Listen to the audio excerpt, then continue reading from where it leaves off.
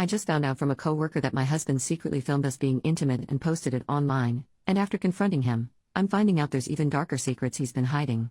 Last Friday I, 34 female, spent my evening with Kate, 24 female, who is a young friend from work as she wanted to discuss something personal with me.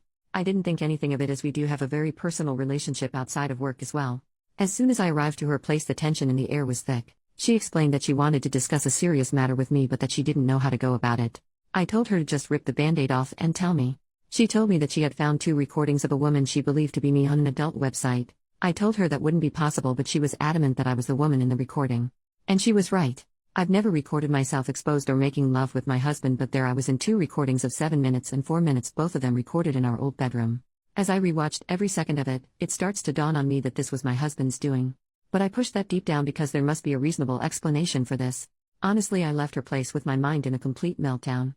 I could barely hear what she was saying but she did follow up with a text saying she's been in contact with a website about getting it taken down and that she'll help me go through this. She also said she's scouring the internet in case there are more out there. I came home and pretty much ransacked my house looking for evidence and I found it. My husband was using a hidden spy cameras to spy on me and record me in my most intimate moments. I then just spent hours vomiting, crying, projectile vomiting some more and begging God to just let this be a nightmare. I am a deeply religious and a fully veiled Muslim woman, and I've never been with anyone but my husband, and all this time he has been sharing my most intimate moments with the world. I don't know what to think or what to do. I can't look at him or speak to him. I've locked myself in our bedroom pretending I'm sick. All I do is look up how other people have dealt with getting things removed and it seems like once it's on the internet it really is forever even if I remove it from this one website. I've been crying non-stop. He truly must be something demonic as he is right now talking about ordering in some of my favorites to see if I have an appetite since I haven't been eating well. I am so unbelievably hurt. I don't know how to share this with my family or how to ask for help. I'm crippled with shame, anger and pain. Answering some questions. 1. My husband, soon-to-be ex-husband, and I are the same religion, race, ethnicity and nationality. 2. My culture does not participate in honor killings and I'm not afraid of my family harming me or not siding with me. 3. My family would support me in divorcing him. In fact, they would demand I do. 4. The laws in my country are secular but in certain circumstances it allows for the various religious groups in the country to hold their own courts that can enforce their rulings, as long as it doesn't impose or break secular law or civil liberties. 5. I do plan on taking this to secular court and religious court as I want him punished. 6. I am veiled by choice and the vast majority of my fellow countrywomen do not veil. 7. I am a niqabi, meaning the only part of me visible to the public are my eyes. When I am with my family or with other women or in women-only spaces, I don't veil. 8. Kate and I do not share the same religion, nor dress alike and yet we are friends. Kel surprise. First update, I left him as I said I would. He went to work. The movers arrived, we packed my stuff and we left.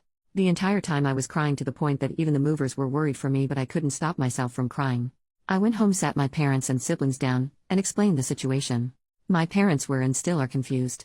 They are elderly and fragile. They don't understand the internet. They just keep saying okay, let's talk to the people and it will be gone. But my siblings understand. They are angry.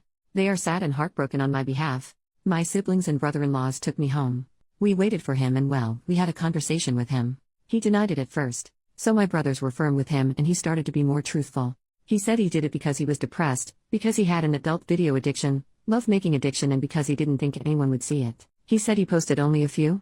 When we asked him to be specific he said he posted anything from 5 to 8. We had him take it down but who knows how many times it has been downloaded or shared. In that moment I also found out he had a secret phone. He was also cheating on me with random women and street workers. All this time I was thinking he's working hard but nope, he was out disgracing himself and betraying our marriage.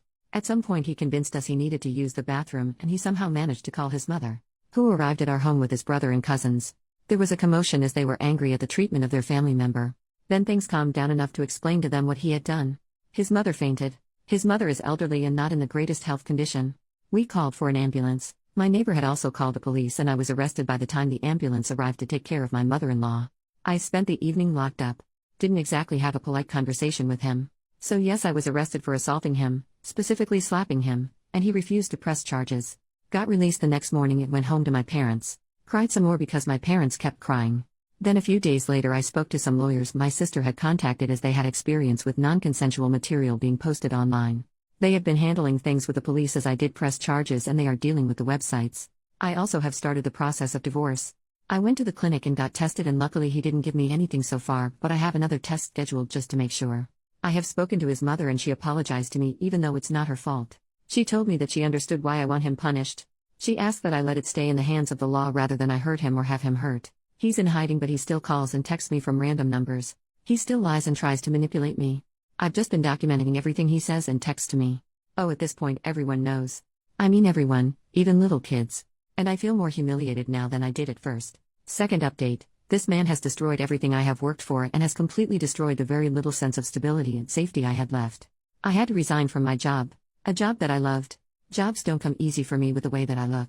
I can't work there anymore because I am a potential danger to the children and staff. Since perverted men have started to harass me at work, I work with vulnerable children, and mothers who have heard about me have started to refuse me working with their children. Some don't want me to be involved with their child because their husbands can't stop being weird. Fathers have leered at me or made lewd comments toward me, and one of them even offered me money to get with him.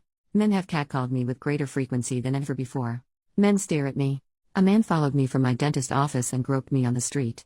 Random men call my phone, my family home and office to verbally abuse me because my husband has posted my address, my personal and work email, phone numbers, workplace address, and every other bit of information online.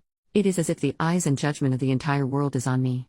Yes, the great majority of people are sympathetic, kind, and in support of me. Many people have reached out in support of me, from old classmates to former colleagues, neighbors, members of my religious community, family friends, his family, and many, many more have expressed solidarity and kindness, but the crazies and pervs who believe him and are like him are bolder, louder, and much more noticeable.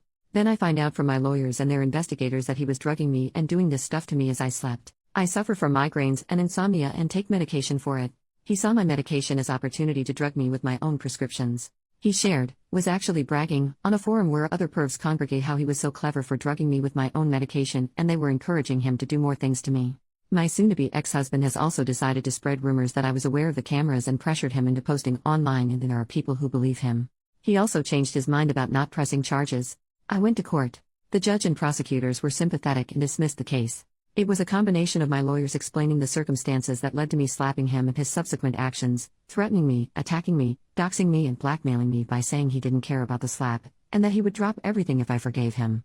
My lawyers used his own words against him since he wrote it in text, and on a recorded call he admitted to me not having slapped him that hard and that he only pressed charges to cause me harm. But his crimes against me are still being investigated by the prosecutors. Third post, it all boils down to jealousy and me emasculating him.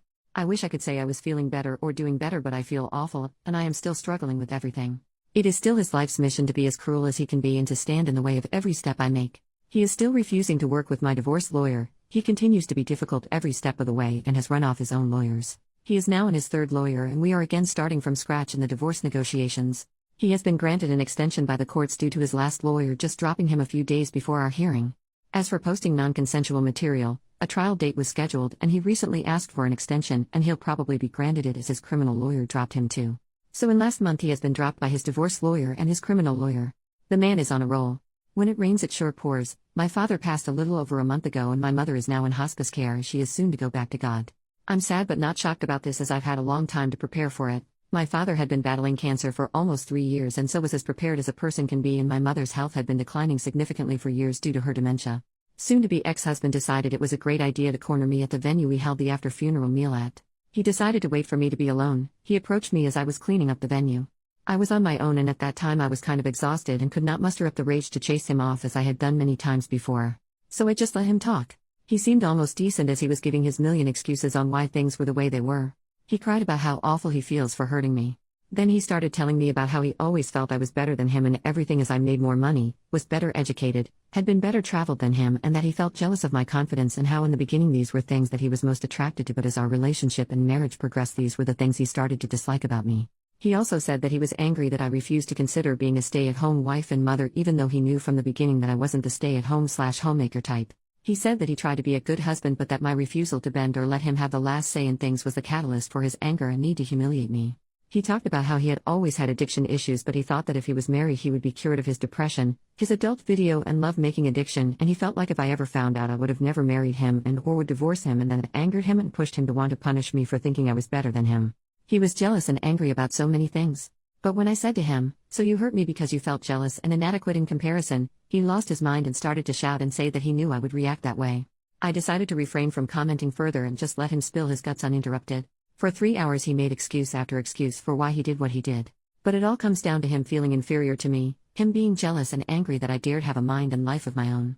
He said right before our wedding he joined a men's group online that were helping him deal with his addictions, and one tip given was to make your own adult videos and watch that instead, but he knew I'd never agree to it, so it was my fault that he needed to spy on me and that he never intended to share it with others, but one day I had angered him so much and as payback he posted it and he felt good. And so every time I emasculated him by having my own mind or upset him in some way or another he would post more. Eventually he gained a following and had so many men asking him to post more, that he started to like the fact that other men looked up to him for his intimate prowess, and at the same time his addiction started to come back and he fell back into his habit of picking up women, and when he couldn't get it for free, he'd hire a street worker. Then I guess it spiraled out of control for him.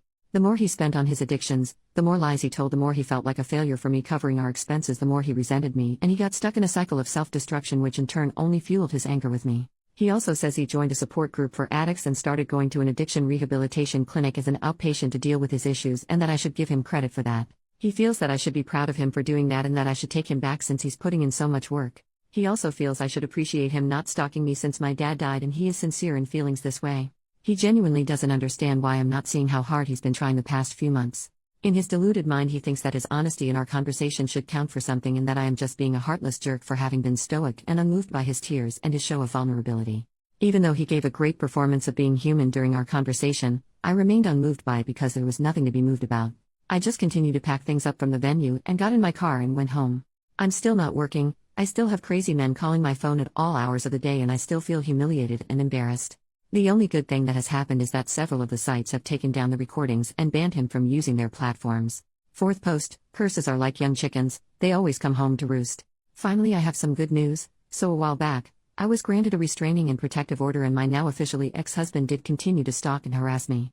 After the umpteenth time of calling the police and going to court he was finally imprisoned, and he has been in prison for a little over a month. I was also granted my divorce. I initially wanted a quick divorce and wanted to just give him everything he asked for, but he kept finding ways to delay or asking for more and more, and I just snapped, so I told my lawyers to do their worst and they did.